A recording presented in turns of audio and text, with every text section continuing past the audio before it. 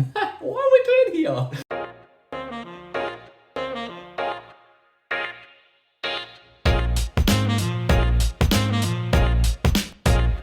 Welcome back to Whiskey Whims with me, Stuart. A familiar topic, influencers again. Yes, I know I'm like grandpa, granddad, papa, whatever you call him at Christmas, who just sits in the corner and shouts racist remarks over and over again. And no matter how much you tell him that it's a waste of breath and a waste of effort, and actually probably wrong, definitely wrong, he still goes on about it. So yeah, I'm going on about influencers again because Claire Volkins, you need to check that article out, really good article if you've not seen it. A bunch of influencers were invited to an event, one cask at a time, or I really don't actually, I can't remember. I did read the article, I promise, but I'm not really great at this type of thing where I retain useful information for research purposes and then I'm able to regurgitate it. But what I'm going to do is just give my opinion on it, as always, because someone who obviously cannot retain any information must have some sort of opinion on it. So I think we all know what my stance is on influencers. Do I think they're necessary? No, I don't. Do I think the industry needs them? Once again, no. Pre-social media, we didn't have influencers and whiskey still sold pretty well. So I don't think there's a need for them. I just think people want to like them, I suppose, because they come out with such positive and lovely reviews all the time and everything's always sunny and happy and nothing's ever bad, nothing's ever negative, nothing's ever actually real. Nothing's real. Which I've touched on before, but anyway, this event that I kind of alluded to and I've went off on a tangent. So they were attending this event, influencers got invited to an event, and for some reason, and it always seems to happen, they prefer the London crowd. God damn those London crowd. London? Yeah. London! Bloody London! The London influencers, probably because they do have more followers and that's their kind of market, this kind of premium upper class lifestyle that people want to believe that they want to live, but no one actually wants that. But yeah, so yeah, there was a bunch of influencers that got invited to this event and basically they got segregated. Oh my god, it was what a laugh. It's brilliant. There's been so many. The article, I believe Claire spoke to certain people and some of them saying that this is what happens at these events. I wouldn't know, I've never been invited, but you know, it's supposedly something that actually happens, that they segregate by the amount of followers you've got. Whoa. Fours and above only. These are snacks for the fives. Yeah? You're a two. And the more followers you've got, or the area you're from, the kind of target audience you kind of get better perks. So the majority of it, supposedly the London crowd, the majority of them got a kind of 5-star hotel. They got preferential treatment, let's say. They got offered bottles of £700 whiskey, I believe, Highland Park, whereas and in Claire's article, it's plebs. The plebs kind of just got a standard hotel, they had to make their way there. But yeah, like I say, preferential treatment. And some of the plebs saying, oh, I feel a little bit downtrodden, a little bit victimised, maybe not victimised, maybe that's a strong word, but they're feeling a bit left out. And some of the, I know I'm laughing, smiling, but I just can't help it. And some of the premium guests, they went with their pleb friends and they felt bad for them and they still enjoyed their time, still took the free stuff, but they felt bad. So the whole point in this is, it's your own fault. What? But I don't understand how people can moan about going to an event and being segregated and feeling left out of something. Like, you're the one selling yourself like a whore, so I mean, what do you expect? You're going to get treated like one?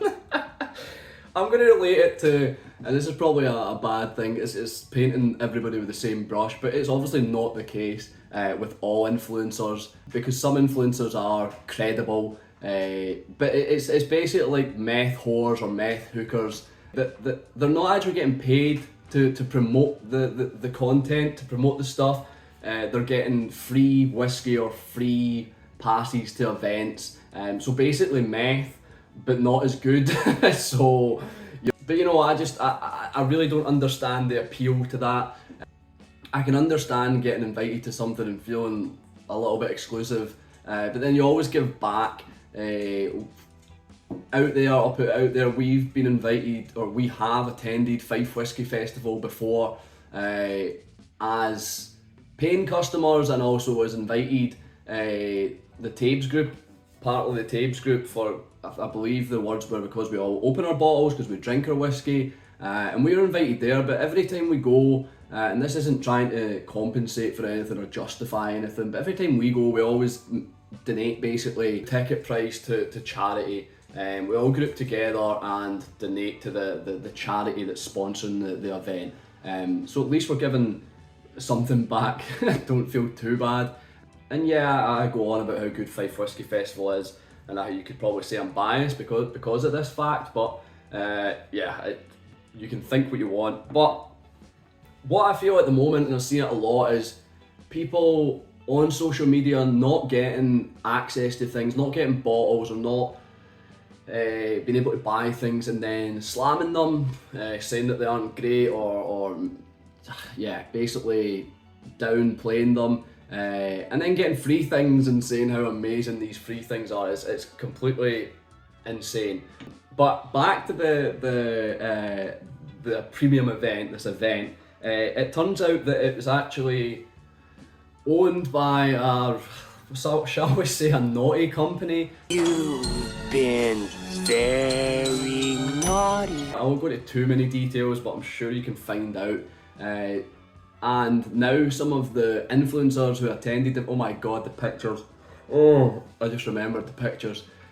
Anyway, some of the influencers that have attended the event have now came and backtracked, backpedaled. They've basically said that if they had known that it was this company were involved, they wouldn't have attended the event, which is just shit. It's pure shit. I smell shite.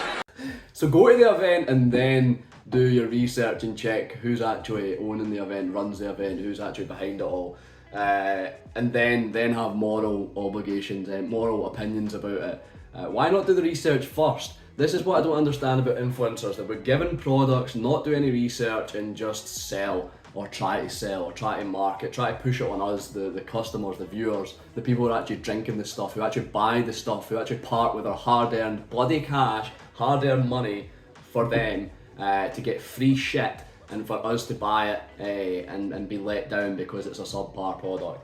That's what pisses me off the most, is the taking, and yeah, I'm holding it back from swearing, is the taking advantage of people who know less or don't know as much about whiskey, and they're pushing this bog standard stuff, and then people who are working class, who actually graph for a living and don't just take pictures on social media, end up spending their hard cash on shitty whiskey or shitty products. Now, like I say, that's not all influencers. My sister-in-law, she's actually a bit of an influencer. She actually has a job as well. Obviously, it's not a full-paying job, but she actually researches her products beforehand, looks up the company, all that kind of stuff before she actually decides if she wants to take the product, if she wants to push it, and also she tries it first. These types of products, say it's a food product or a baby product or whatever, she tries them first before pushing it. Whereas it feels like a lot of the influencers in the whiskey industry are just pushing them regardless. And it annoys me because it's not making brand ambassadors jobless, but it's almost taking their job. But at least there's loyalty there, at least there's a kind of contractual obligation. They're actually getting paid, this is their job. So me as the customer going into this festival or social media page and seeing a brand ambassador, I know exactly what they're going to try and push on me and why. Whereas with influencers, they're just pushing any shit and every shit. Can't see any justification behind it except from getting free stuff. It's even got to the point where people are getting free whiskey to do tastings. It blows my mind. Like, it actually blows my mind. There's a guy up north, I'm not going to say where because I don't really care, it doesn't matter who it is, But companies, independent bottlers are sending him free bottles of whiskey to then host events which he charges money for, yet he's not put anything down on the whiskies, the bottles. He may have paid for the venue or whatever, I don't know, but it's just mental. Like, what, why? What are we doing? What are we doing here? Why don't we just buy our own whiskey, and if you want to do tastings, like, surely that's, I don't know. Maybe I'm being cynical on that side of thing, but anyway, I'm just pissed off. It's just, although I say I'm pissed off, I am laughing. Like, the pictures, man, the pictures. God, they looked so awkward in their suits and ties. They got all dressed up, the plebs and the non-plebs. Now, you guys are new to high society, so just follow my lead. You'll be fine.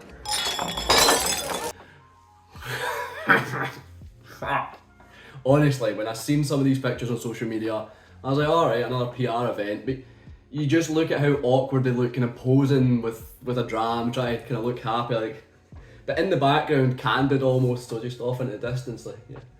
And they're all, oh, Jesus Christ. Anyway, I'm going to link Claire's article below because it's a bit more in depth than this rambling of an old grandpa. I hope this has been something, but honestly, it's hilarious. The fact that people go to these things, don't research them, moan about the ethics afterwards, backtrack, say that they would never go, but they've already got all the free stuff. Yeah, just own it. Just say, shit, I didn't look into it, probably should have, that's my bad. I won't be going to something like that again, or just don't do it. Is likes and following on social media really that worth it? I mean, I am doing YouTube, so yeah, it is. Give me that dopamine. Give me that, what do you call it? Affirmation. Yeah, that's what I need. Anyway, this has been a video. I've been Stuart, this has been Whiskey Whims. I'll see you later.